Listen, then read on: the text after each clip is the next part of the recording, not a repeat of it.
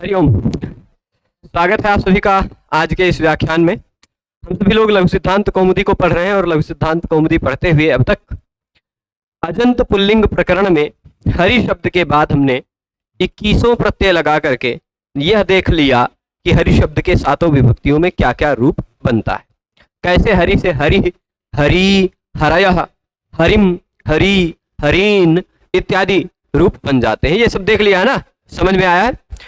अब ये हरिषु तक बताने के बाद क्या कहा, अंतिम बात क्या कही, एवं कव्यादय। एवं कव्यादय यहां तक हमने पढ़ा था।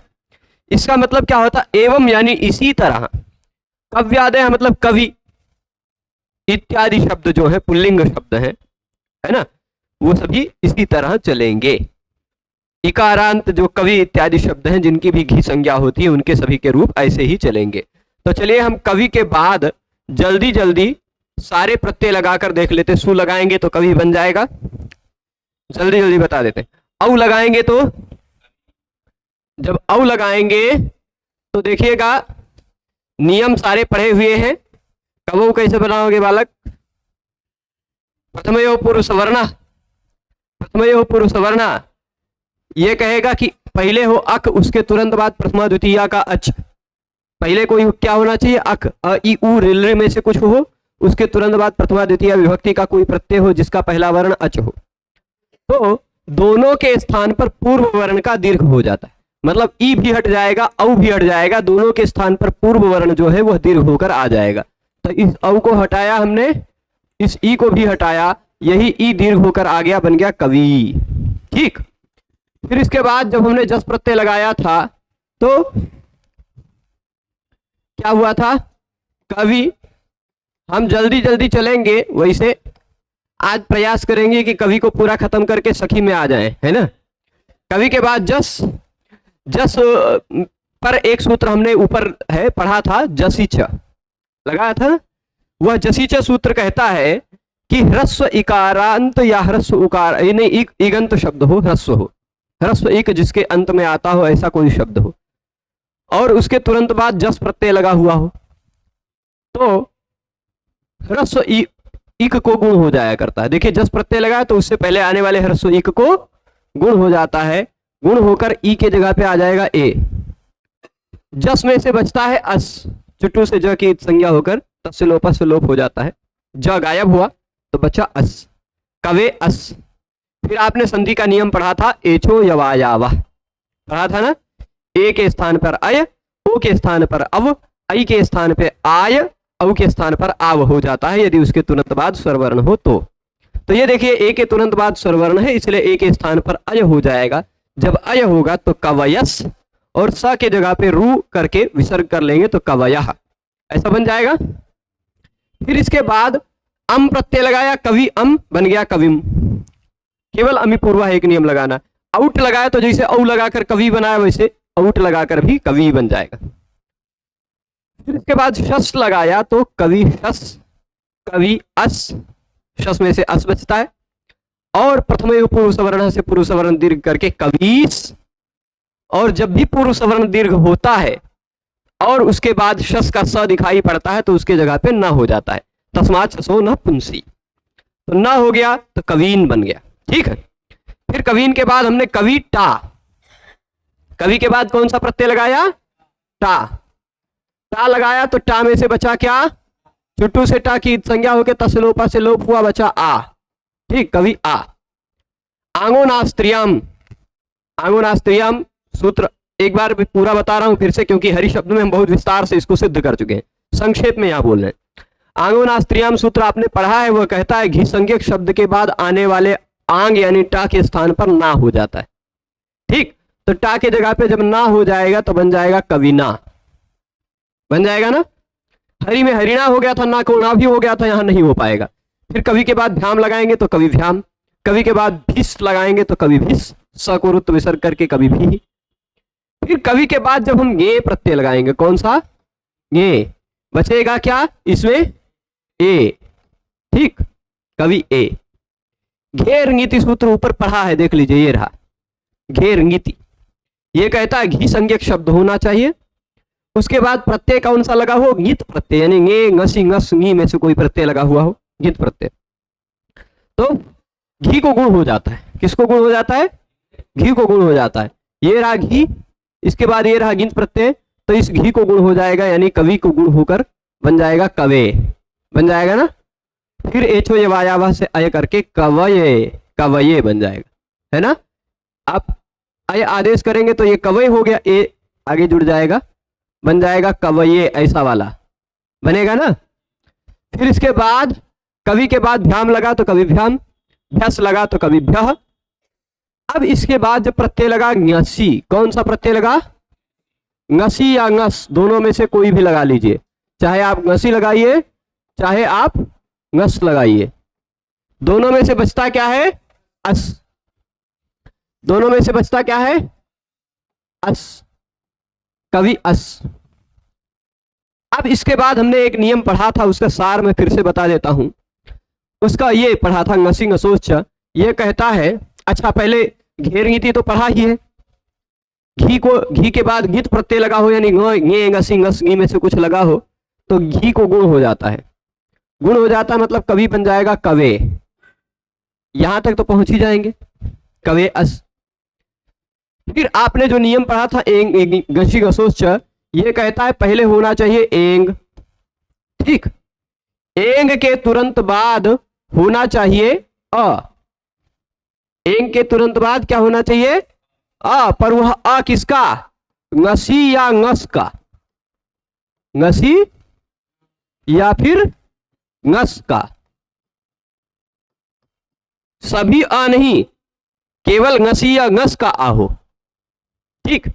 एंग के तुरंत बाद ngसी या ngस का आ हो तो पूर्व रूप हो जाता है, यानी इस एंग में और इस अ में पूर्व वाला केवल बचता है, बस इतना ही मतलब है, सिंपल है। तो ए और अ में से केवल ए बचा, बन गया कवेश, सा को रुत्व विसर्ग कर लीजिएगा, कवे है। इसी तरह हरे बना था, ठीक है। ngसी और गस प्रत्यय लगने पर ये दोनों हो गया, ngसी ngसोच का अर्थ क्लियर है, एंग हो, एंग के बाद ngसी और ngस का अ हो तो पूर्व रूप एक आदेश हो जाता है, मतलब दोनों में से केवल पूर्व रूप बचता है, ठीक है। अब हरे हरे दो बार बन गया, जब भ्याम भ्यस में तो हरि भ्याम कवि भ्याम कवि भ्याह बन जाएगा, कवे कवे बनाया था। फिर इसके बाद ओस लगाएंगे, कवि ओस, देख लीजिए क्या लगेगा, कवि ओस, कवयो नहीं होगा, कव्यो होगा, ई के जगह पे इको यणची से यह हो जाएगा, ये रहा ई, उसके तुरंत बाद स्वरवर्ण है तो ई के जगह पे यह हो जाएगा, ई के जगह पे यह होगा, यानी ये वह आधा हुआ, ई के जगह पे यह आया आधा, उस जुड़ जाएगा कव्योस, स को रुत्व विसर्ग करके कव्यो बन जाएगा। आम लगाए तो कवि आम, ठीक है, आम लगा, कवि के बाद कौन सा प्रत्यय लगा, आम, ngस ओस के बाद आम की ही तो बारी आती है, सभी ये सु औजस इत्यादि 21 प्रत्यय तो सीरियल से याद रख लीजिए आप लोग, कि जिससे पता चले किसके बाद कौन सा प्रत्यय लगेगा। आम लगाया हमने, कवि आम, आम प्रत्यय लगा हो तो केवल दो ही नियम को ध्यान देना है, ह्रस्व नद्यापो नुट या आमी सर्वनाम सुट। तो यहां ह्रस्व है शब्द का अंतिम वर्ण, है ना, इसलिए ह्रस्व नद्यापो नुट से आम को नुट आगम हो जाएगा, आम को जब नुट आगम होगा तो आम के आगे जुड़ जाएगा नुट, नुट में से बचता है खाली न, ठीक, आम के आगे जुड़ जाएगा न, यानी ये न आम, इसको आम को न आम को जोड़कर हम एक साथ लिख दे, ये बन जाएगा नाम, ह्रस्व नद्यापो नुट से नुट होकर, ठीक है। और जहां कहीं भी नाम दिखाई पड़ता हो प्रत्यय, उस नाम प्रत्यय से पहले आने वाला जो ह्रस्व है वह दीर्घ हो जाएगा। सूत्र क्या है, नामी, बहुत सिंपल सूत्र, छोटा, नामी, नाम के पहले आने वाले ह्रस्व अच को दीर्घ हो जाया करता है, तो ये रहा नाम, नाम से पहले आ रहा है ये ह्रस्व, तो ह्रस्व को हो गया दीर्घ, बन गया कवि नाम, ठीक है। फिर इसके बाद कवि के बाद प्रत्यय लगा था गी, ठीक, गी के जगह पे क्या हो जाता है, बचता क्या है, ई बचता है ना। आपको दो नियम याद आए, पहला नियम तो याद आया कि कोई अणुचि लगा दे, लेकिन फिर उसका अपवाद याद आया कि भाई नहीं, यहां तो अकस वर्ण दीर्घा से दीर्घ हो जाना चाहिए। याद आया ना, कवि में भी ई, यहां भी ई अकस वर्ण दीर्घा से दीर्घ हो जाना चाहिए। लेकिन तभी ये नियम आएगा अच्छघेह। अच्छघेह ये दो कार्य करता, ध्यान दीजिएगा। यहां मैंने बताया था कि कुछ शब्दों की अनुवृत्ति आती पिछले सूत्रों से। तो कौन कौन सी शुद्ध अनुवृत्ति आती है? एक अनुवृत्ति आती है गेह की, गेराम नद्याम निभ्या सूत्र से। एक अनुवृत्ति आती है औत की, उसी के आसपास सूत्र है, औत हो जाया करता है। और एक अनुवृत्ति आती है ईदुद्भ्याम। ठीक ठीक है। अब देखिए दो काम हो गया इससे।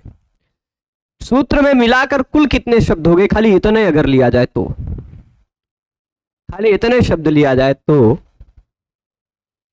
अत, इस सूत्र को तोड़ के यहां तोड़ के लिख देते हैं, अत और च, अत च घेह, तीन इसमें दिखाई पड़ रहे हैं और तीनों शब्द मान लीजिए अनुवृत्त होकर आ रहे हैं।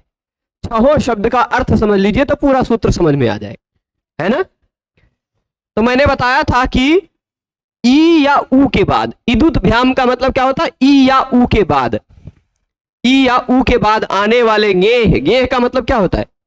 ये गे प्रत्यय की बात नहीं कर रहा है, गी प्रत्यय की बात कर रहा है। जैसे हरि का हरेह बन जाता है, कवि का कवेह बन जाता है, वैसे गी का गेह बन गया। ठीक, षष्ठी में तो गेह मतलब गी के स्थान पर, षष्ठी लगाओ तो स्थान पर जुड़ता है ना। ई या ऊ के बाद आने वाले, ईदुद्भ्याम का मतलब पंचमी लगा है, पंचमी का मतलब पर, ई या ऊ के पर में आने वाले गी के स्थान पर औ हो जाता है। यह तो अनुवृत्ति आने के कारण पता चला। ठीक, ई या ऊ के बाद आने वाले गी के स्थान पर औ हो जाता है और घी के स्थान पर आ भी हो जाता है। दो काम कर रहा है कि नहीं? दोनों काम समझे? पहला काम क्या कि ई ऊ के बाद आने वाले गी के स्थान पर, ये गी ही तो है, गी में से ही बचा है, उसके स्थान पर क्या हो जाता है? औ, हमने कर दिया। दूसरा काम क्या कहा? घी संज्ञक जो है उसके स्थान पर आ भी हो जाता है। अत मतलब ह्रस्व अ, तो घी संज्ञक है ही कवि। ह्रस्व इकारांत ह्रस्व उकारांत कोई भी शब्द हो, सखी और पति को छोड़कर, पति विशेष में परिस्थिति में, सखी सभी परिस्थिति में, है ना, छोड़कर जो कुछ भी ह्रस्व इकारांत ह्रस्व उकारांत शब्द है वो घी है। तो कवि भी घी है, घी के स्थान पर आ कर दीजिए, मतलब पूरी कवि को हटाकर उसके जगह पे आ करना है क्या? तो कहेंगे नहीं, घेह में लगा हुआ है षष्ठी, है ना। षष्ठी निर्देश के द्वारा जो कोई कार्य किया जाता है वह अंतिम वर्ण के स्थान पर ही होता है। तो घी संज्ञा का है, उसके अंतिम वर्ण ई के स्थान पर आपको क्या कर देना है? अत च मतलब आ कर देना, ई हटा, उसके जगह पे आ गया। ये आ मिलने के कारण ये पूरा हो गया, है ना। क व औ, वृद्धि रेचि से वृद्धि कर दीजिए, बन जाएगा कवऊ। तो दोनों कार्य एक ही सूत्र कर रहा है। ई के जगह पे या ऊ के जगह पे आ कर देता है, और घी संज्ञक मतलब घी संज्ञक जो ई ऊ है उसके स्थान पर आ कर देता है। भानु होता तो भान औ हो जाता, भानऊ। गुरु होता तो गुरा औ, गुरऊ हो जाता है। कवि है तो कव औ, कवऊ, है ना। समझ गए? तो इसके बाद ओस लगाकर कव्योस बना लेंगे, फिर आम लगाएंगे तो कवि नहीं, ओस के बाद फिर सुप तो कविशु। संबोधन में ह्रस्व से गुणा लगाकर हे कवे, गुण करके खाली एंग ह्रस्वात् संबुद्धे से सु का लोप करके, और औ लगाएंगे तो कवि, जस लगाएंगे तो कवया, पहले जैसा ही। ठीक, तो इसी तरह कवि इत्यादि शब्द बन गए। अब देखिए मैंने बताया था ह्रस्व अकारांत शब्द हमने राम सर्व इत्यादि जितनी वैरायटी थी ह्रस्व अकारांत शब्दों की देख ले। आकारांत शब्द में भी हमने दो तरह की, विश्वपा इत्यादि जिनके अंत में धातु आता हो, विश्वपा शंखध्मा इत्यादि शब्द देखे, और जिनके अंत में धातु नहीं आता, इसे हाहा शब्द को भी देख लिया। अब ई अंत वाले शब्दों को देख रहे हैं, उसमें 3 प्रकार के शब्द मिलेंगे, मैंने बताया था। एक पति शब्द मिलेगा, एक सखी शब्द मिलेगा, और बाकी सभी शब्द। बाकी सभी ई अंत वाले अलग प्रकार के, सखी शब्द थोड़ा अलग प्रकार का, पति शब्द उससे भी अलग प्रकार का। ठीक है, तो ये तीनों शब्दों को, मतलब अब दूसरी वैरायटी जो सखी शब्द है, आपने ये हरि, कवि इत्यादि शब्द को पढ़ते समय एक महत्वपूर्ण सूत्र देखा होगा। जो महत्वपूर्ण सूत्र ऐसा था, क्या क्या था सूत्र में? शेषोघ्य सखी। शेषोघ्य सखी पढ़ा था ना। वह कहता है कि जो शेष होता है उसकी घी संज्ञा होती है। शेष का मतलब क्या? शेष का मतलब क्या बताया गया था? ई उ जिसके अंत में आते हो ऐसे, ह्रस्व ई उ जिसके अंत में आते हो ऐसे शब्द घी संज्ञक होते हैं, ये बताया था ना। तो यानी सखी, हरि पर सखी शब्द को छोड़कर ऐसा बताया गया था। तो आपको पता चलेगा, हाँ भाई चलो हरि शब्द की घी संज्ञा थी तो हमने देख लिया, सखी शब्द की घी संज्ञा नहीं है तो क्या होगा, इसको भी देख ले, है कि नहीं? घी संज्ञा करने से क्या फायदा मिल गया हरि को, जो फायदा सखी शब्द को नहीं मिलने वाला है कि नहीं? अब देखिएगा, कहते हैं कि घी खाता कोई और है, मोटाता कोई और है ना। तो घी खाया तो है हरि, कवि इत्यादि शब्दों ने, लेकिन मोटाएगा सखी, सखा, सखायऊ, खायऊ, खाया हुआ है पहले, तो मोटाएगा ये सखी शब्द। तो उस तरह घी संज्ञा नहीं होगी तो सखी शब्द में क्या होगा वो देख लेते हैं। ठीक है, चलिए दूसरे प्रकार का शब्द मैंने बताया था, कौन सा शब्द है? सखी। यही साथ में लेके चलते हैं। सखी शब्द के बाद हमने प्रत्यय लगाया, ठीक है। यहां कई नियम पढ़ने पड़ेंगे, 3-4 नियम पढ़ेंगे तब जाके ये सखी के बाद सु लगेगा तब बनेगा। अच्छा, ये सखी का मतलब स्त्रीलिंग सखी नहीं ले लीजिएगा, है ना। सखी का मतलब होता है मित्र, है ना। तो वो अगर स्त्रीलिंग सखी शब्द है, स्त्रीलिंग अगर लेने जाएंगे तो ये सखी नहीं मिलेगा, सखी शब्द मिलेगा वहां, बड़ी ई वाला। ठीक, ये अंतर है। तो सखी का मतलब होता है मित्र। ये पुल्लिंग भी हो सकता है ना, पुल्लिंग हो सकता है ना मित्र। जैसे कृष्ण से आसीत सखा कश्चित, कृष्ण के कोई सखा थे, वो सखा वही सखी शब्द का बना हुआ रूप है ना, ब्राह्मणो ब्रह्मवित्तम। तो सखी के बाद सुप्रत्यय लगा। अभी तक आप सुप्रत्यय लगाया करते थे तो सीधे क्या करते थे, सु का स बचता था, स को रू हो जाता था, रू का खरवसाने और विसर्जनीय से विसर्ग बन जाता था, यही करते थे ना। लेकिन अब यहां पर वो नहीं होने देंगे, पहले कोई काम करेंगे। कौन सा काम करेंगे? पहले अनंग सौ, सबसे ऊपर सूत्र दिखाई पड़ रहा होगा आपको, अनंग सौ। आप सोच रहे होंगे कि 100, 200, 300, 400, एक 100 के बाद में पता नहीं कौन सा ये अनंग 100 कहां से आ गया। 100 का मतलब ये 100 रुपया वाला मत लीजिएगा, है ना। 100 का मतलब सु शब्द का, देखिए सु शब्द है, उसका सप्तमी एक वचन में जब गी प्रत्यय लगाएंगे, है ना, सप्तमी एक वचन में, तो गी प्रत्यय में से बचेगा केवल ई, है ना। तभी अभी ऊपर आप सूत्र पढ़े अच्छा घे, ये कहेगा इसके जगह पे औ कर दो और घी के जगह पे, इसके जगह पे अ भी कर दो, दोनों काम कर दीजिए, स औ सौ बन जाएगा। ठीक, तो सौ का मतलब क्या है? सु का सप्तमी एक वचन। और सप्तमी एक वचन जहां भी लगा हो, सप्तमी विभक्ति जहां भी लगा हो, कार्य कहां होता है? उसके पूर्व में कार्य होता है ना। अच्छा, जरा इस अनंग सौ सूत्र को खोज के देखिए। तो 7-1-93 से पहले कहीं 90 के आसपास ही आपको सख्युर संबुद्धो सूत्र दिखाई पड़ रहा होगा, 92 ही है ना, इसी से पहले ही सख्युर संबुद्धो अष्टाध्यायी में। वहां से किसकी अनुवृत्ति आ रही है? पूरे सूत्र की अनुवृत्ति आ रही है, ध्यान दीजिएगा। 2 शब्दों की, सख्यु असंबुद्धौ, इस सखी और सु को हम थोड़ा नीचे ले आएंगे, पहले जो अनुभूति आ रही वो लिखी डालते हैं यहां, ठीक है। सख्यु असंबुद्धौ, और तो अब सखी शब्द है, उसके बाद प्रत्यय कौन सा लगा है, सु। असंबुद्धौ का मतलब क्या होता है, संबुद्धि न ही होना चाहिए। असंबुद्धि का मतलब जो संबुद्धि ना हो वह असंबुद्धि।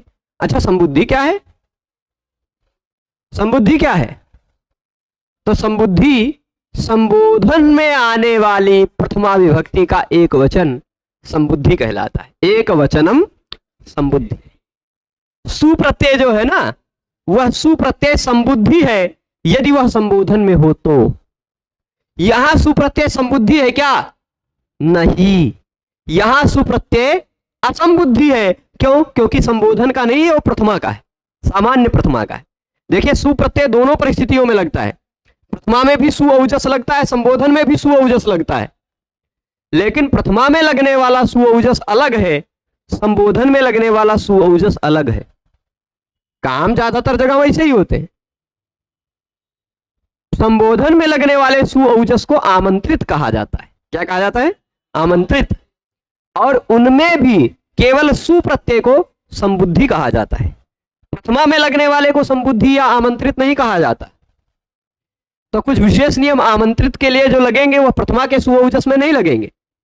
कुछ विशेष नियम जो संबुद्धि के लिए बनाए होंगे वह प्रथमा के सुप्रत्यय में नहीं लगेगा, है ना, ये समझ गए हैं। तो सख्यु असंबुद्धौ यानी असंबुद्धौ सौ, असंबुद्धौ सौ, संबोधन के एक वचन से भिन्न वाला कोई सुप्रत्यय हो।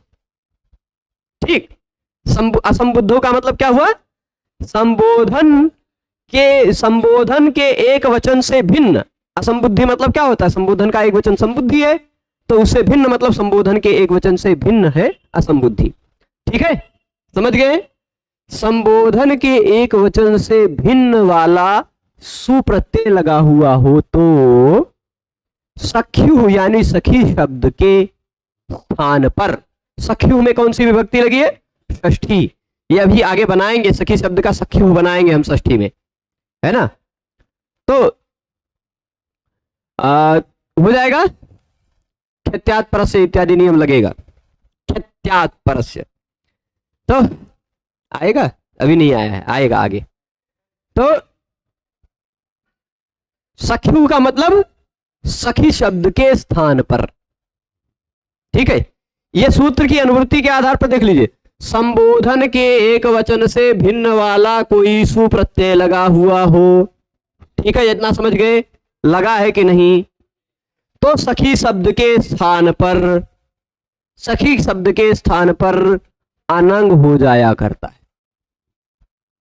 क्या हो जाया करता है, बस इतना ही मतलब है।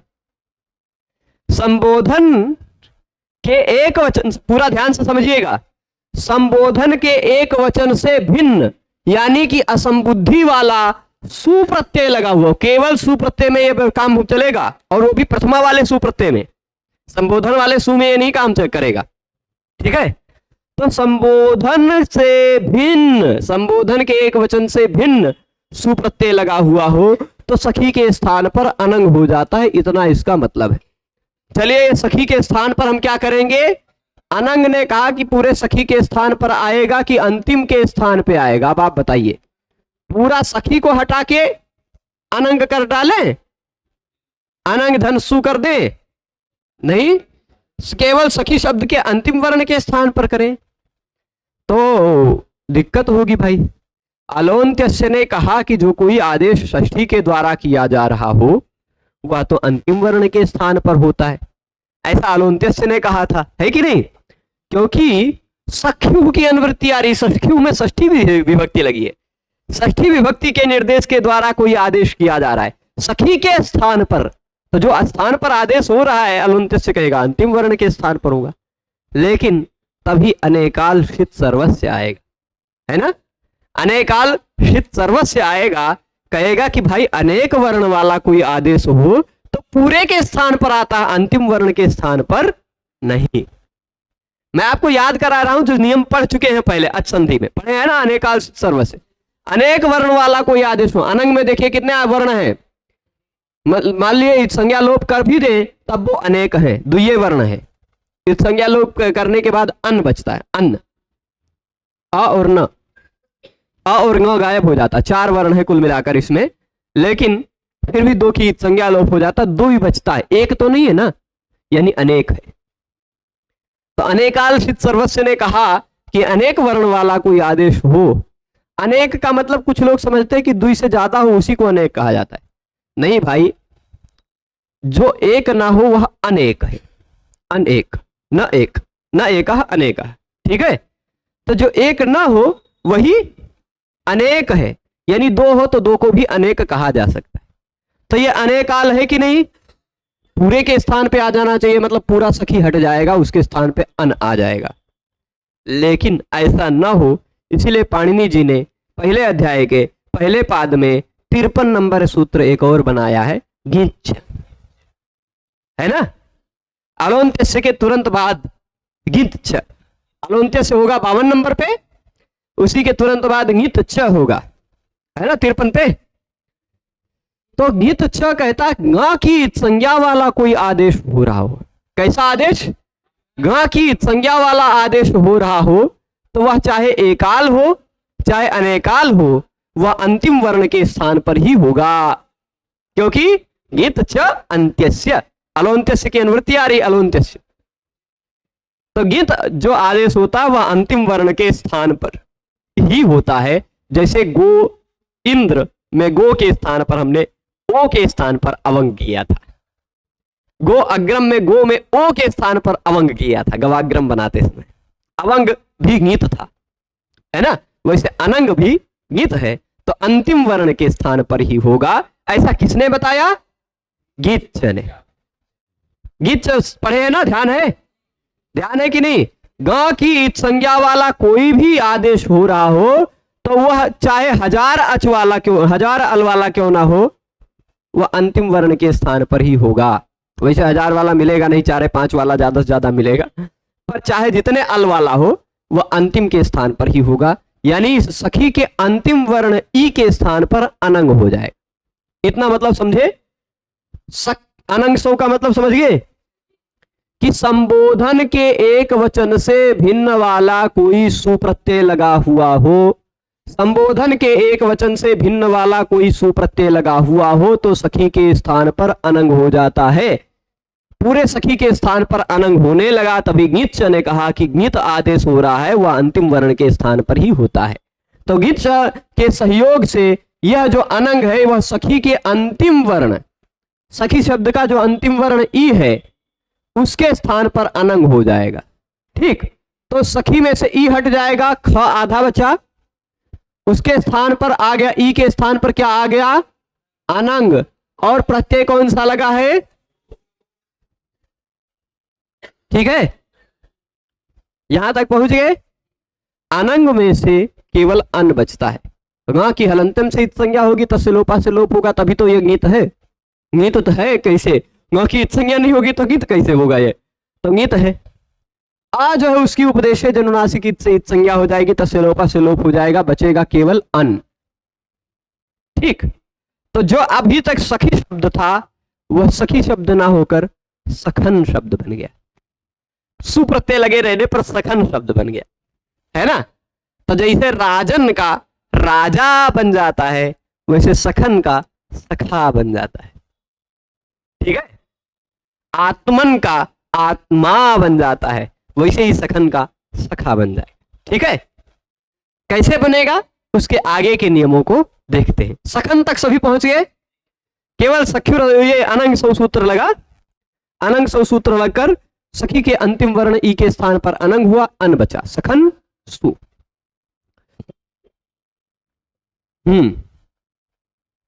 अब जो नियम पढ़ने जा रहे हैं, अलोन्त्यात् पूर्व उपधा,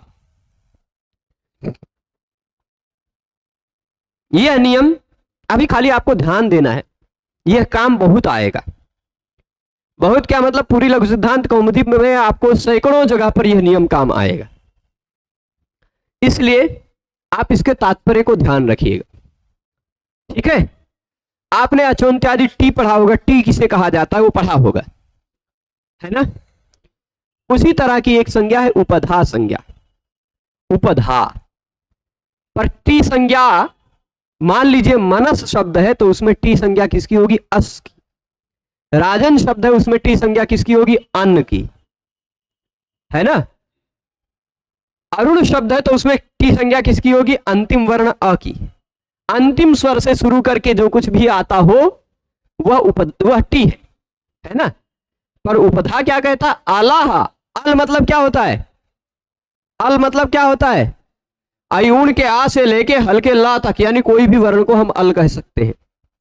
सभी के सभी वर्ण इन्हीं 14 सूत्रों में समाहित है, तो अल में सभी वर्ण समाहित है, यानी अल का मतलब वर्ण ले सकते हैं कि नहीं? कोई भी वर्ण अल कहा जा सकता है।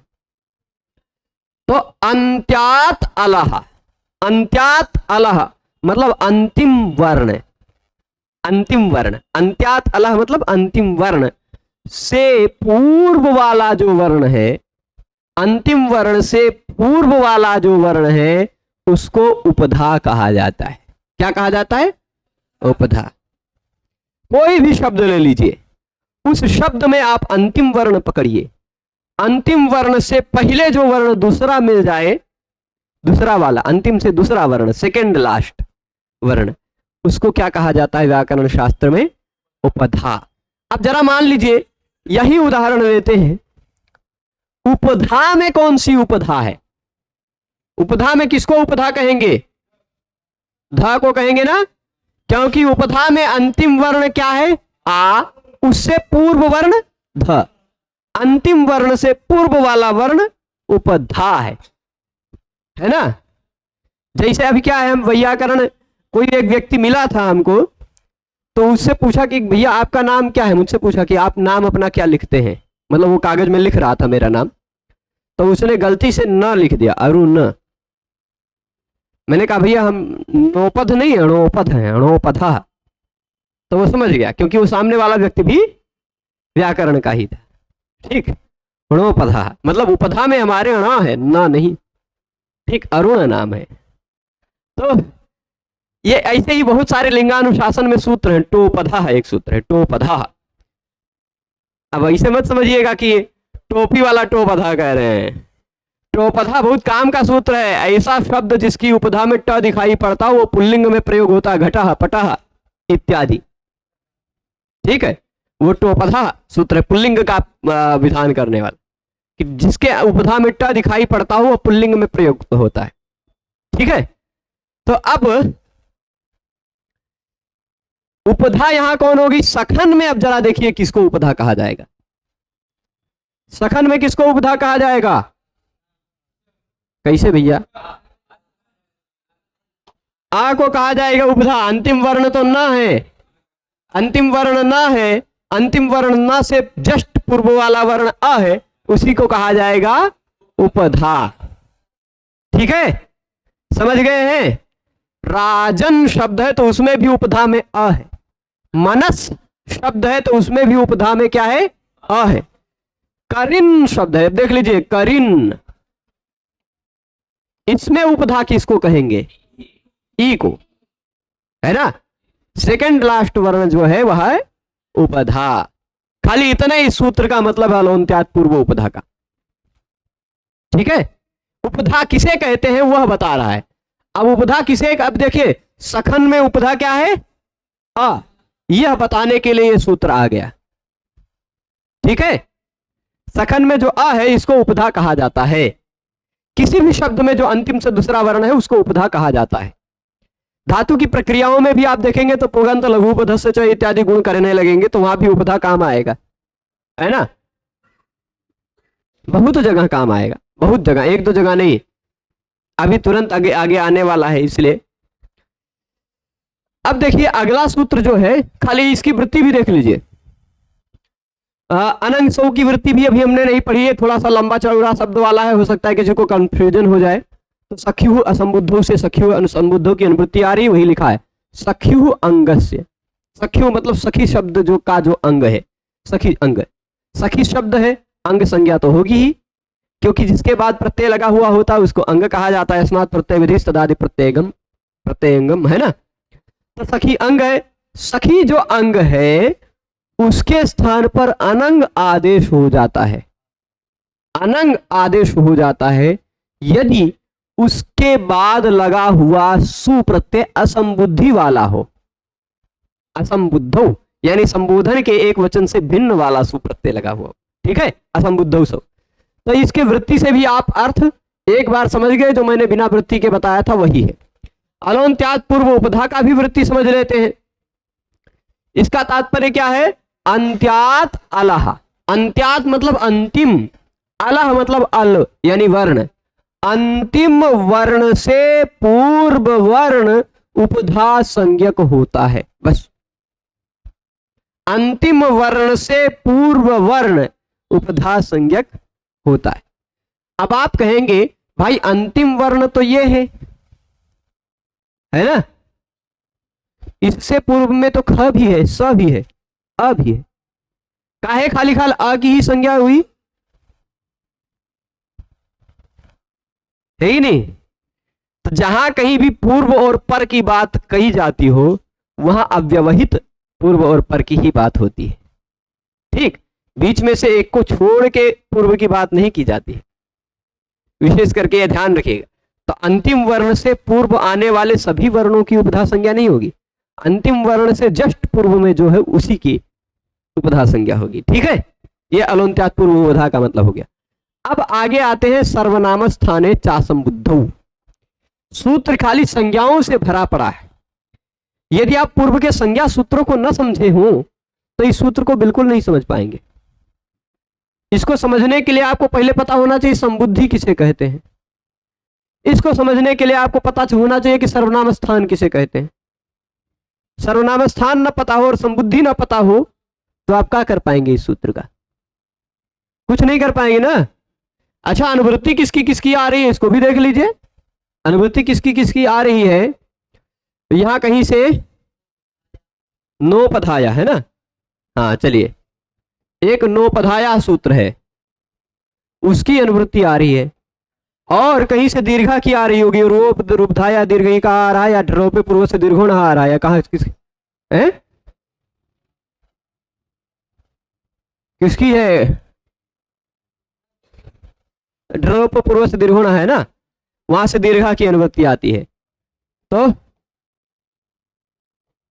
और फिर उसके बाद असंबुद्धो तो इसी सूत्र में कह दिया है ना।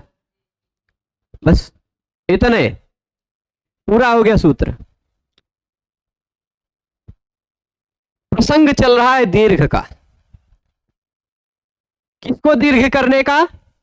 तो नोपधाया। न की मतलब ऐसा शब्द जिसके अंत में दिखाई पड़ता हो न। ध्यान दीजिएगा, ऐसा शब्द जिसके अंत में दिखाई देता हो क्या? न। न का मतलब ऐसा ना हो कि दिखाई देना बंद हो गया हो, है ना। न दिखाई देता हो इसका मतलब दिखाई देना बंद हो जाए, वैसा कुछ मत समझिएगा। न मतलब ये वाला न दिखाई पड़ रहा हो जिस शब्द के अंत में, ठीक। तो ऐसे शब्द की उपधा को दीर्घ कर दिया जाए। ध्यान दीजिएगा, ऐसे शब्द की उपधा को दीर्घ कर दिया जाए जिसके अंत में न हो। न की उपधा को दीर्घ हो जाता है, तो न की उपधा, नकारांत शब्द की उपधा यह अ है, इसको दीर्घ कर दिया जाए। कब? कब दीर्घ कर दिया जाए? सब जगह दीर्घ करते रहेंगे तो क्या? नहीं। कब? क्या कह रहे हैं? असंबुद्धि होना चाहिए, यानी संबोधन का एक वचन वाला प्रत्यय नहीं लगा हो।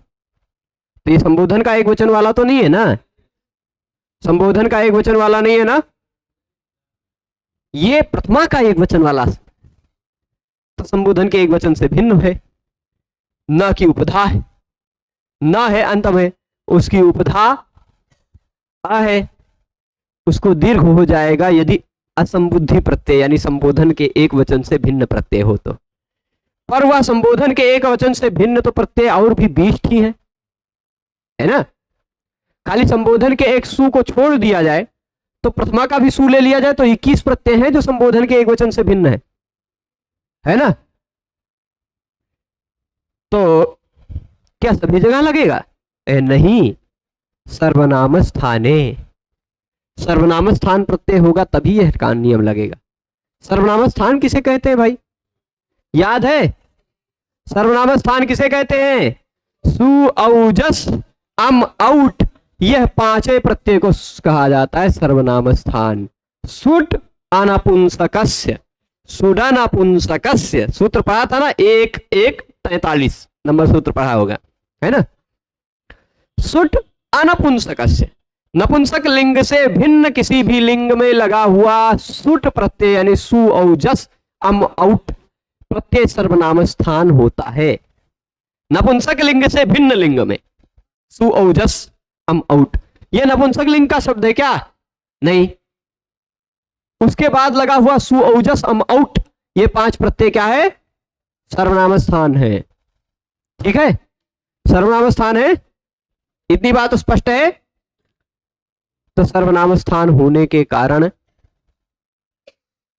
सर्वनाम स्थान होने के कारण सर्वनाम स्थाने चा संबुद्धौ नियम लग जाएगा। क्यों लग जाएगा सर्वनाम स्थाने चा संबुद्धौ? क्योंकि कहता है कि सर्वनाम स्थान प्रत्यय लगा हुआ हो। ध्यान दीजिएगा, ध्यान दीजिएगा, सर्वनाम स्थान प्रत्यय लगा हुआ हो पर वह सर्वनाम स्थान प्रत्यय संबोधन वाला सु न हो। ठीक है, औजस हो चल जाएगा, प्रथमा का सु औजस चल जाएगा, द्वितीय का अम औट चल जाएगा। ठीक, समझ रहे हैं? तो सर्वनाम स्थान प्रत्यय हो पर संबोधन का एक वचन न हो, ऐसा प्रत्यय लगा हुआ हो तो न जिसके अंत में आता है ऐसे शब्द की उपधा यानी सेकेंड लास्ट वर्ण को दीर्घ हो जाता है। सभी नियम लग रहे, पूरी तरह से ध्यान से देखिएगा। कौन सा प्रत्यय लगा? सर्वनाम स्थान लगा है कि नहीं? ये सर्वनाम स्थान है कि नहीं? सु, औजस, अम, औट, सभी नियम को, सभी शब्द को मैं घटित करके दिखाऊंगा। सर्वनाम स्थान प्रत्यय लगा हुआ होना चाहिए, हाँ लगा है। असंबुद्धि प्रत्यय होना चाहिए, नहीं संबोधन का एक वचन नहीं होना चाहिए, हाँ भाई असंबुद्धि है, संबोधन का एक वचन नहीं है, प्रथमा का एक वचन है ना। तो उपधा क्या? ना की उपधा होनी चाहिए, हाँ शब्द का अंतिम वर्ण ना भी है और उपधा भी है, तो उसको दीर्घ कर डालो भाई। इस अ को हमने दीर्घ कर दिया तो अन को हो गया आन, इस सख में जुड़ गया आन, बन गया सखान। ठीक है, सखान हो गया, सखान सु, है कि नहीं? यहां तक पहुंच गए सभी। ये नियम ध्यान रहेगा, सर्वनाम स्थाने चा संबुद्धौ। राजन शब्द है तो राजन में भी नकारांत है, उसके उपधा को दीर्घ करने के लिए यही काम आएगा। करिन शब्द है तो वहां भी करिन, दंडिन, हस्तिन इत्यादि शब्द भी, जितने भी अध्यात्मन, आत्मन इत्यादि जितने भी नकारांत शब्द हैं उन नकारांत शब्द की उपधा को दीर्घ करने के लिए यही काम आएगा। आत्मन को आत्मा बनाने में यही काम आएगा, करिन को करी, दंडिन को दंडी, सभी जगह यही सर्वनाम स्थाने चा संबुद्धौ। ध्यान रखिएगा, इस नियम को ध्यान रहेगा कि सर्वनाम स्थान प्रत्यय हो, संबोधन के एक वचन से भिन्न वाला सर्वनाम स्थान प्रत्यय हो तो और नकारांत शब्द हो उसकी उपधा को दीर्घ कर डालो। ठीक, करिन में उपधा में ई है उसको दीर्घ कर दिया, दंडिन में उपधा में ई है उसको दीर्घ कर दिया। ठीक है, ये स्पष्ट रहेगा नियम ना। नोपधाया दीर्घा, अब देखिए नोपधाया का मतलब क्या लिया? नकारांत की उपधा, नांत की उपधा को दीर्घ हो जाता है, पर कब? संबोधन के एक वचन से भिन्न वाला कोई सर्वनाम स्थान प्रत्यय लगा हुआ हो तब। ठीक है, नियम लग गया। कुछ पूछना है? संबोधन के इनको आप एक बार पूछ चुके हैं, आप समझा दीजिए। संबोधन मतलब देखिए, आपका नाम क्या है? रूपेश, इसका हम एक वचन में चलाते हैं तो रूपेशः, रूपेशो, रूपेशाः ऐसा रूप बनेगा। लेकिन रूपेशः का मतलब क्या होता है? रूपेश नाम का कोई व्यक्ति। ठीक, पर उस रूपेश नाम के किसी व्यक्ति को बुलाना है तो हम क्या शब्द बोल के बुलाएंगे? क्या कह के बुलाएंगे? रूपेश, ऐसे बुलाएंगे कि नहीं? दो बालक हैं, उन दो बालकों को बुलाना है तो हम क्या कह के बुलाएंगे? जो कह के बुलाएंगे वही है संबोधन। ठीक, तो बुलाने के लिए कैसा रूप बनेगा? अगर हम रूपेशः खाली कह रहे हैं तो उसका मतलब रूपेश नाम का कोई व्यक्ति करता है ना, अरुणः पाठयति। लेकिन अरुण को अगर कोई बुलाएगा तो अरुण ऐसे ही रहेगा, है ना, वो संबोधन होता है, मतलब बुलाने वाला। संबोध्यते अनेन, जिसके द्वारा संबोधित किया जाता है, ठीक है, बुलाया जाता है। तो सखान धन सु तक पहुंचे। अब इसके बाद जरा ये बताइए, सु में से उ की उपदेश जनुनासिक की संज्ञा होती है कि नहीं होती है? होती है ना। तो सु में से बचता क्या है? सब बचता है ना, सभी जगह। अभी हम ये पहले नहीं किए थे, अब किए हैं, क्योंकि प्रसंग इसका अब आएगा। ये अपृक्त एकाल प्रत्यय। अच्छा, ये सूत्र जो आपने पढ़ा और ये सूत्र जो आपने पढ़ा, ये दोनों सूत्र कुछ काम करने के लिए नहीं आ रहे, खाली समझाने आ रहे हैं आपको। इस वाले सूत्र ने बताया कि सखन में जो अ था वो उपधा है, ऐसा बताया। और ये वाला सूत्र आपको बताएगा कि ये जो स है ना, इसको अपृक्त कहा जाता है। बस ध्यान दीजिएगा, क्या कह रहा है? एकाल। एकाल का मतलब क्या होता है? हम किसी काल को बुला नहीं रहे, एकाल, ऐसा कोई काल को नहीं बुला रहे। एक अल, एक अल, एक अल जिसमें है उसको एकाल कहा जा सकता है ना। एक अल, एक चासु अल, ऐसा अर्थ लेते हैं। एक वर्ण वाला जो प्रत्यय है वह कैसा प्रत्यय हो जाएगा? एकाल प्रत्यय। अच्छा, सु ये कितने वर्ण वाला प्रत्यय है? आप कहेंगे द्विवार वर्ण वाला था। नहीं भाई, द्विवर्ण वाला नहीं, अब एक ही वर्ण बचा। नानुबंध कृतम अनेकालत्वम, एकाल है या अनेकाल है, इसको जानने के लिए आपको पहले उसकी अनुबंध का लोप करना पड़ेगा। इत्संज्ञक वर्णों का लोप कर दीजिए, तब आप देखिए कि कितने वर्ण बचे। इत्संज्ञक वर्णों का लोप करने के बाद अगर किसी प्रत्यय में एक वर्ण बचता हो तो उस प्रत्यय को हम अपृक्त कहते हैं। क्या कहते हैं? अपृक्त। एक वर्ण वाला प्रत्यय अपृक्त कहा जाता है। ये प्रत्यय है कि नहीं है? प्रत्यय ना, सु का प्रत्यय भी है, एक वर्ण वाला भी है, तो इसको क्या कहा जाएगा? अपृक्त। ठीक है, अपृक्त याद रहेगा। नया नया शब्द मिल रहा है, अभी आपको मिला उपधा, फिर मिला अपृक्त। उपधा किसको कहते हैं? सेकेंड लास्ट वर्ण को। अपृक्त किसको कहते हैं? तो ऐसा कोई भी प्रत्यय जिसमें एक वर्ण बचता हो। जब ती में से, तिप प्रत्यय में से केवल त बचेगा तो उसको भी अपृक्त कहा जाएगा। जब सिप प्रत्यय में से केवल स बचेगा तो उसको भी अपृक्त कहा जाएगा। जब सु प्रत्यय में से केवल स बचेगा तो उसको भी अपृक्त कहा जाएगा। ऐसे ही क्विप, क्विन, विच, विट इत्यादि बहुत सारे प्रत्यय हैं जिसमें से व केवल बचता है। केवल क्या बचता है? व, तो उसको भी अपृक्त कहा जाता है। यानी कोई भी प्रत्यय क्यों ना हो, उसमें इत्संज्ञा लोप करने के बाद यदि एक ही वर्ण बचा हुआ दिखाई पड़े तो वह प्रत्यय तो है ही, पर उसको अपृक्त प्रत्यय कहा जाता है। हाँ, टा प्रत्यय है, मान लीजिए टा प्रत्यय में अनुबंध लोप किया, एक ही वर्ण बचा आ, तो उसको भी अपृक्त कह सकते हैं, क्योंकि एक ही वर्ण वाला तो प्रत्यय है। ये में से न की संज्ञा की, ये बचा ए, तो उसको भी तो अपृक्त कह सकते हैं ना।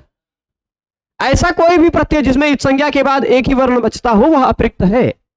ठीक है, समझ गए? अपृक्त, अपृक्त जी को पचा लेंगे ना, तो आगे बढ़े। अब आगे जो सूत्र है, हल्न्याभ्यो दीर्घात् सुतिस्य अपृक्तम, इसमें अपृक्तम दिखाई पड़ रहा है, ये काम आएगा अपृक्त इसमें। चलिए थोड़ा सा ऊपर ले चलते हैं और सखान स तक आप अटके रहिएगा। सखान धन सा, ठीक है। 2 सूत्र और लगेगा तो बन जाएगा सखा। अभी 2 ही सूत्र लगाना है, वही दोनों सूत्रों को समझ लेते हैं। यहां अपरिक्त एकाल प्रत्यय तक समझ गए हैं ना। तो अब देखिए, हल याभ्यो दीर्घात सुतिस्य प्रिक्तम हल। अच्छा, यहां पर हम सखान सा लिख देते हैं। आप ऐसा मत कहिएगा कि गुरुजी ने मिटाया कुछ दूसरा, लिख दिया कुछ दूसरा, वही का वही लिख रहा हूं, ठीक। तो सखान स है हल न्याभ्यो दीर्घात सुतिस्य प्रिक्तम हल। बड़ा सा सूत्र दिखाई पड़ रहा है, पर सूत्र बड़ा तभी तक है जब तक उसको तोड़ फोड़ के ऑपरेशन न कर डाला जाए। एक बार करके देखते हैं, इसको चीर फाड़ डालते हैं, कौन कौन से शब्द निकलते हैं इसमें से। तो पहले निकल रहा है क्या, हल, ठीक। और फिर उसके बाद निकलेगा नी, और फिर उसके बाद निकलेगा आप, और फिर उसके बाद ये 3 है ना, हल धन गी धन आप, 3 है इसलिए बहुवचन है, इसलिए प्रत्यय लग गया भ्यस। बहुवचन का प्रत्यय कौन सा लगता है, भ्यस। तो हल गी ये जुड़ गया, गी और आप जुड़कर बन गया ज्ञाप, है ना, ज्ञाप। और ज्ञाप भ्यस में आप जो है अंतिम वर्ण प है, उसको झलान जसुनते से आप प को ब कर दीजिएगा। आप भ्याह, आप भ्याह। आप कहेंगे झलान जसुनते कैसे लगा लेंगे, हम कह देंगे हाँ भाई लगा लोगे आप। क्यों क्यों झलान जसुनते लगेगा, क्योंकि पद है ये। स्वादिष्ट सर्वनाम स्थाने सूत्र से पद संज्ञा होगी। सु इत्यादि सर्वनाम स्थान प्रत्यय यदि लगा हुआ हो बाद में, तो उससे पूर्व में आने वाले की भी पद संज्ञा होती है ना। तो ये पद संज्ञा है, पद का अंतिम वर्ण है प, इसका झलाम जसुनते से प को ब हो जाएगा। तो ज्ञाप भ्याह, ज्ञाप भ्याह, आप बन जाएगा ज्ञाप, प और भ्यस जुड़कर ज्ञाप भ्यस। भ्यस के सा को रू कर देंगे। देख लीजिए, संधि के जो नियम पढ़ चुके हैं वो आप लगाते जाइए। भ्यस को रू करेंगे, रू का बचेगा र, उसके तुरंत बाद दीर्घात का द है, द हस प्रत्याहार में आता है। हसी जो आप पहले पढ़ चुके हैं वो लगेगा, कहेगा कि हस इस र के स्थान पर ऊ हो जाएगा, रू के स्थान पर अ और ऊ जुड़कर गुण होकर हलन्याभ्यो, वही बना है, यही सूत्र में लिखा है हलन्याभ्यो, ठीक है। इतना तक पहुंच गए तो अच्छा, ये पंचमी विभक्ति के बहुवचन का प्रत्यय लगा है ना। अब बताइए, हल कभी दीर्घ होता है क्या, हल कभी दीर्घ होता है? हल ना तो ह्रस्व होता है, हल ना तो दीर्घ होता है, ना तो प्लुत होता है। हल तो ह्रस्व दीर्घ प्लुत इन तीनों से भी, मतलब ह्रस्व दीर्घ प्लुत की बतिये छोड़ दीजिए, ह्रस्व का भी आधा होता है ना, क्योंकि ह्रस्व एक मात्रा का और व्यंजन वर्ण आधी मात्रा के होते हैं, है ना। तो फल पर दीर्घ की बात नहीं समझ में आएगी, पर यह दीर्घ वाली जो बात कह रहे हैं, यह केवल गी और आप के बारे में।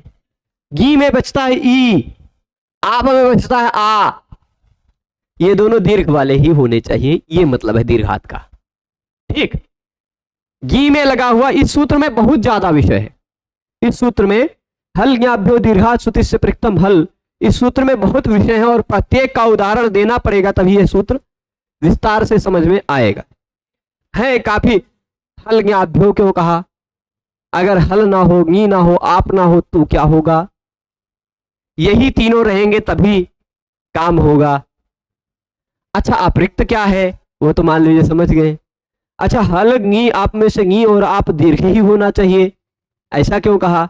जब गी और आप किसी कारणवश ह्रस्व हो जाएंगे तो क्या होगा, है कि नहीं, सब समझना पड़ेगा। तो और फिर इसमें 3 प्रत्यय खाली कह रहा है, सु प्रत्यय हो या ती प्रत्यय हो या तो सी प्रत्यय हो।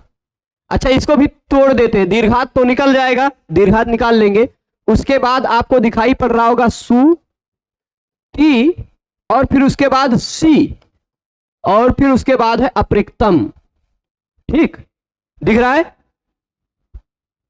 और अप्रिक्तम के बाद है हल। हल है इसलिए व्यंजन वर्ण है, इसलिए अप्रिक्तम में मोनुस्वारा लगा, नहीं तो अप्रिक्तम वैसे रहेगा, ठीक है। आप समझिएगा, जितना इस सूत्र को तोड़कर हमने निकाला है उसके आधार पर मैं अर्थ बता देता हूं। ठीक, एक बार अर्थ बताता हूं, लगा देता हूं, इस सूत्र को और विस्तार से कल समझेंगे, पर एक बार अर्थ बताकर लगा करके हम सखी को सखा बना लेना, फिर सखायो सखाया इत्यादि बनाते रहेंगे। तो अब देखिए हल है, शब्द का अंतिम वर्ण होना चाहिए हल। क्या होना चाहिए? हल का मतलब क्या होता है? हैवरट के ह से लेके हल के ला तक कोई भी व्यंजन वर्ण। हल का मतलब व्यंजन वर्ण। शब्द का अंतिम वर्ण व्यंजन वर्ण दिखाई पड़ता हो, ठीक, या तो शब्द का अंतिम वर्ण घी दिखाई पड़ता हो, घी। अब आप कहेंगे घी क्या है? तो घी से ग्रहण होता है गीप का, ङीस का, ङीन का। ये तीन प्रत्यय हैं, स्त्रीलिंग में लगते हैं। कहां लगते हैं? किसी भी शब्द को, पुल्लिंग शब्द को स्त्रीलिंग बनाने के लिए उससे यह तीन प्रत्यय लगते हैं। तीन ही नहीं लगते, कुल 8 प्रत्यय लगते हैं। उनमें 3 गी वाले हैं, 3 आप वाले हैं। गी वाले मतलब गी से किसका किसका ग्रहण होगा? गीप, गीस, गीन। तीनों लिख भी देंगे हम। एक है गीप प वाला, एक गीस स वाला, और एक गीन न वाला। गीप, गीस, गीन। इससे गीप ले लीजिए, गीस और गीन। ठीक, तो ये हो गया गीप से मतलब। और आप का मतलब क्या होता है? टाप, डाप और चाप। इन तीनों में आपको आप दिखाई पड़ रहा है। टाप, डाप, चाप, है ना? टाप के लिए अजाद्यतष्टाप और टाप रुचि सूत्र है। डाप के लिए डाबुभाभ्याम अन्यतरस्याम, और चाप के लिए यंगस चाप सूर्याद देवतायाम चाप वाच्य इत्यादि। ठीक, तो टाप, डाप, चाप, इन तीनों को आप कहा जाता है। संक्षेप में मैं बता दूं, यदि इसको और विस्तार से बताएंगे, पर अभी संक्षेप में, ऐसा कोई स्त्रीलिंग शब्द जिसके अंत में ई दिखाई पड़ रहा हो, नदी, गौरी, है ना, शची, पार्वती इत्यादि। ठीक, इत्यादि। आप कहेंगे लक्ष्मी शब्द ई अंत में तो है, पर वह नी वाला नहीं है। लक्ष्मी में जो अंत में ई दिखाई पड़ रहा है वह नी का नहीं है। लक्षेर मुट च, इस सूत्र से लक्ष्य धातु से मुट आगम भी होता है और ई प्रत्यय लगता है। वो ई प्रत्यय अलग है और नी प्रत्यय अलग है। इसीलिए आप देखते होंगे अंतर देखते हैं कि लक्ष्मी शब्द में प्रथमा एक वचन में बनता है लक्ष्मी ही, और गौरी शब्द में खाली गौरी। पार्वती, शची, लक्ष्मी में लक्ष्मी ही बन जाता है। क्यों? क्योंकि वहां गी प्रत्यय नहीं है। ठीक है, ध्यान दीजिएगा। तो ऐसा कोई स्त्रीलिंग शब्द जिसके अंत में ई दिखाई पड़ता हो, कुछ 7 शब्दों को छोड़कर, वो 7 शब्द कौन से हैं वो हम बता देंगे। अवि, तंत्री, तरी, लक्ष्मी, श्री, हिरी, ध्री, है ना, श्री, ही, ध्री, ये 3 से 7 शब्द हैं। वो 7 शब्द उणादि प्रत्यय लगकर बनते हैं, गीप, गीस, गीन लग के नहीं बनते हैं। इसलिए उन 7 शब्दों को छोड़कर कोई ई अंत वाला स्त्रीलिंग शब्द हो तो ये हो गया गी। और कोई आ जिसके अंत में आता हो ऐसा स्त्रीलिंग शब्द हो, रमा, लता, बाला, मुशिका, बालिका, आ जिसके अंत में दिखाई पड़ता हो ऐसा कोई शब्द। ठीक, तो देखिएगा, ऐसा शब्द हो जिसका अंतिम वर्ण व्यंजन हो, या ऐसा शब्द हो जो स्त्रीलिंग हो और उसके अंत में ई दिखाई पड़ता हो, या ऐसा शब्द हो जो स्त्रीलिंग हो उसके अंत में आ दिखाई पड़ता हो, लता, रमा, बालिका इत्यादि। ठीक, तो ऐसे सभी शब्दों, अच्छा, गी और आप वाले दीर्घ ही होने चाहिए, दीर्घ ही होने चाहिए। जैसे उसका उदाहरण मैं दे दूं, माला शब्द है ना, माला शब्द है, उसका प्रथमा एक वचन में बन जाएगा माला। लेकिन यदि यही माला समास में आने के कारण ह्रस्व हो गया है, क्या बन गया है? अतिमाल, माला ही माल बन गया है, तो ये दीर्घ नहीं रहा। भले ही इसमें आप प्रत्यय लगा है, टाप प्रत्यय लगा है, पर वह गोस्त्रियोर उपसर्जन से सूत्र से ह्रस्व हो गया। ह्रस्व हो गया तो ये दीर्घ वाला नियम नहीं लगेगा। ये कहता है कि आगी और आप हो तो, पर दीर्घ वाला ही हो। यहां आप तो है पर वो ह्रस्व वाला है, ह्रस्व हो गया है किसी कारणवश। ठीक, तो यहां पर ये नियम नहीं लगेगा। यहां पर अतिमाला बन जाएगा, सु को विसर्ग हो जाएगा। ठीक है, रू होकर विसर्ग हो जाएगा। पर अगर दीर्घ होता तो अतिमाला खाली रह जाता, विसर्ग गायब रहता। ठीक है, तो गी हो या आप हो पर वह दीर्घ हो, उसके बाद आने वाला सु का अप्रिक्त हो या ती का अप्रिक्त हो या तो सी का अप्रिक्त हो। पर अप्रिक्त कैसा? हल होना चाहिए, व्यंजन वर्ण ही होना चाहिए। टाप प्रत्यय का आ होता तो उसके विषय में बात नहीं कर रहे हैं।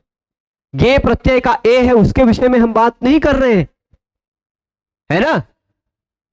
हम किसके विषय में बात कर रहे हैं? जो हल हो,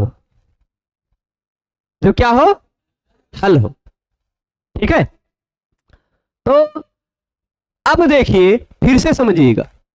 हलंत शब्द हो दिख रहा है, या तो गीप गीस गीन प्रत्यय लगकर बना हुआ स्त्रीलिंग शब्द हो, या तो टाप डाप चाप प्रत्यय लगकर बना हुआ आकारांत स्त्रीलिंग शब्द हो। उसके बाद आने वाला सु ती और सी प्रत्यय हो, पर सु ती सी प्रत्यय का अप्रिक्त हो, यानी एक ही वर्ण वाला प्रत्यय हो, और वह हल हो, व्यंजन वर्ण हो, तो वह लुप्त हो जाता है। बस खाली इतने मतलब है, इतना बहुत। लेकिन अभी इसमें जितने भी पक्ष कहे गए, उन सभी पक्षों को न कहे जाने पर क्या दिक्कत आती, ये सारी बातें भी आपको समझाएंगे कि भाई हल क्यों कहा, गी क्यों कहा, आप क्यों कहा, क्या इन सभी से भिन्न कोई शब्द होगा तो सु का लोप होगा? यदि हलंत ना होता तो सु का लोप नहीं होता। आप अभी तक जितने भी शब्द देख रहे थे, हलंत नहीं थे, गी अंत नहीं थे, या आप अंत नहीं थे, इसीलिए लता शब्द का लता ही बनेगा, माला ही बनेगा, सु गायब दिखाई पड़ेगा। नदी का नदी ही बनेगा, है ना। शची, पार्वती, गौरी, ऐसे ही बनेगा, सु गायब दिखाई पड़ेगा। यही नियम सभी जगह लगेगा। शब्द का अंतिम वर्ण हल हो, या गी दीर्घ ई अंत वाला स्त्रीलिंग शब्द हो, या दीर्घ आ अंत वाला स्त्रीलिंग शब्द हो। ठीक है, उसके बाद लगा हुआ सु प्रत्यय या ती प्रत्यय या सी प्रत्यय, उसका हो अप्रिक्त। अब ती प्रत्यय क्या है, सी प्रत्यय क्या है, इसका क्या विषय है, कहां कहां उदाहरण मिलता है, वो सब कुछ भी सब बताएंगे आपको। और फिर उसके बाद हल होना चाहिए वह अप्रिक्त, तो वह लुप्त हो जाता है। ठीक है, तो अभी जरा इसको दिखा देते हैं। पहले इसको, इस सूत्र को और विस्तार से भी बताएंगे। हलंत के पर में हो, हलंत शब्द के पर में, या दीर्घ गी और आप के गीप और आप जिसके अंत में हो, ऐसे शब्द के पर में सु और ती और सी, इन तीनों का अप्रिक्त हल व्यंजन लुप्त हो जाता है। ठीक, हल वर्ण लुप्त हो जाता है, इतना मतलब हुआ। तो सखा का बचा सखान। ठीक, सखा का क्या बचा? सखान बचा, मतलब सखी शब्द का बन गया सखान। अब जरा सा इसको ले लेते हैं यहां पर सखान। एक अंतिम नियम लगा करके हम बना लेते हैं ये अंतिम नियम, न लोपः प्रातिपदिकान्तस्य, न लोपः प्रातिपदिकान्तस्य। एक व्यक्ति ने इसका मतलब समझा था, जो शायद हो सकता है कुछ लोग, आप लोग भी समझ रहे हो। न लोपः मतलब लोप नहीं होता, ऐसा एक व्यक्ति ने सब, उसने कहा गुरुजी ये तो कह रहा न लोपः, ये तो लोप का रोकता है, आप कैसे लोप कर दिए? तो न लोपः का मतलब न का लोप होता है, लोप नहीं होता ऐसा नहीं, न का लोप होता है, न लोपः। ठीक है, नस्य लोपः न लोपः। ठीक, न का लोप हो जाना न लोप कहलाता है। पर कैसे न का लोप होता है? सभी न का लोप कर देगा क्या? नहीं, प्रातिपदिक के अंतिम वर्ण न का लोप हो जाता है। अब आप कहेंगे प्रातिपदिक क्या होता है? प्रातिपदिक का अंतिम वर्ण, ध्यान दीजिएगा। अच्छा, ये जो नियम है ना, ये नियम जो है ये किसके अधिकार में आता है? आप देखिएगा तो पदार्थ या पदस्य के अधिकार में आ रहा होगा, है ना। देख लीजिएगा, नलोपः प्रातिपदिकान्तस्य पद के अधिकार में आता है। ठीक है, आ रहा है? किसके किसके अधिकार में आ रहा है? पदस्य के अधिकार के में आ रहा है ना। तो पदस्य यानी पद संज्ञक भी होना चाहिए और प्रातिपदिक भी होनी चाहिए। जो प्रातिपदिक भी हो और पद भी हो, ऐसे के अंत में आने वाले न का लोप हो जाता है। ठीक, प्रातिपदिक अंतस्य न लोपा। ठीक है, जरा इसका थोड़ा सा मैं बता देता हूं। ये सखान आप कहेंगे ये तो प्रातिपदिक नहीं है। प्रातिपदिक तो था क्या? प्रातिपदिक था सखी, है ना। प्रातिपदिक तो सखी था, सखान थोड़े ना प्रातिपदिक है। तो आप कहेंगे भाई, मान लीजिए हम हैं, अरुण पांडे है ना, अभी छोटे छोटे बाल हैं, 2-4 साल हिमालय में जाएं, तपस्या वपस्या कर ले, थोड़ा 2-4 साल बाल वाल ना कटाएं, इतनी बड़ी बड़ी दाढ़ी आ जाए, इतना बड़ा बड़ा जटा हो जाए, तो क्या हम बदल जाएंगे? अरुण ही तो रहेंगे।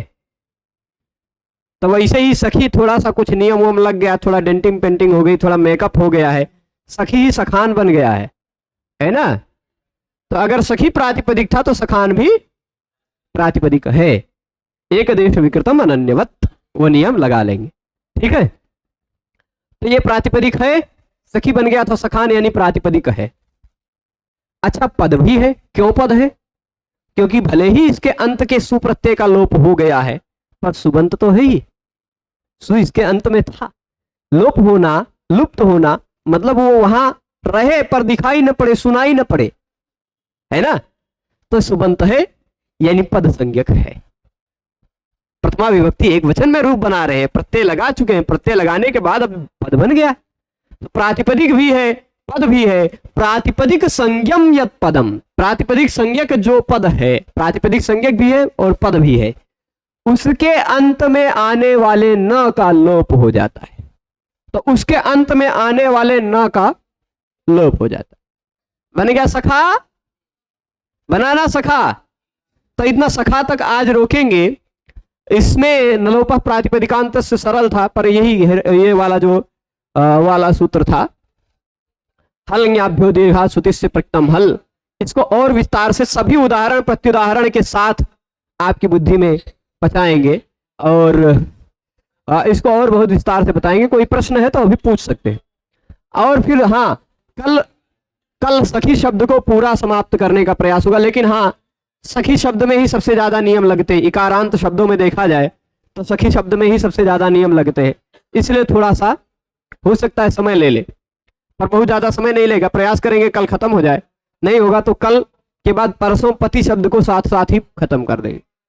परसों पति की समाप्ति कर देंगे, सखी और पति दोनों समाप्त हो जाएगा। हो सकता है कल ही सखी समाप्त हो सकता है परसों। ठीक है, चलेगा। तो सभी लोग जुड़े रहे, उसके लिए बहुत बहुत धन्यवाद। नमो नमः।